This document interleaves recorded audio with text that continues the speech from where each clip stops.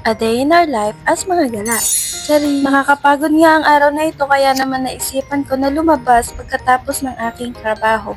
Papunta nga ako nito sa may park kung saan merong mga naglalaro ng basketball at saka volleyball. Puro Pinoy nga yung mga naglalaro dito, mabibilang mo lang yung mga ibang lahi na nakikijoin sa kanila, kaya naman mafe-feel at home ka talaga pag nanood ka dito. Basketball pala yung game ngayon kasi kadalasan na pinapanood ko ay yung volleyball kasi mostly puro babae yung naandun.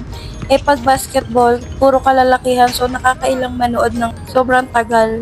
Sa mga oras na nga nito ay kukunti pa lang yung mga nanonood. Kaya naman may naupuan pa ako. Ito nga ako at nanonood ka lang naman talaga naiintindihan ko yung game. Basta ang alam ko pag nakashoot di score yun.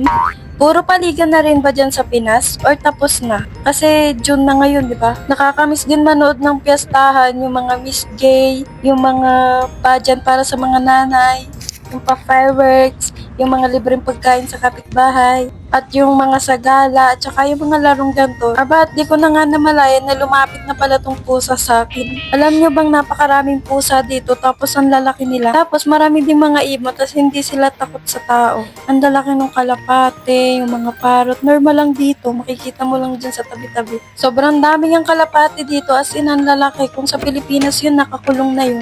Di nga rin nagtagal ay umuwi na ako kasi nagutom na ang auntie nyo. Sobrang lapit nga lang nito kaya naman kayang-kaya mong magpabalik-balik ng 10 beses.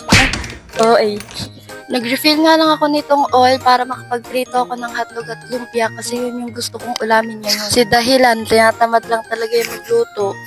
Magluluto nga lang ako ng isang lumpia at saka isa nitong tender juicy hotdog kasi mabilis ako mabusog kaya sure ako na hindi ko mauubos pag dinamihan ko. Kumuha nga rin ako nitong kanin kasi kanin is life.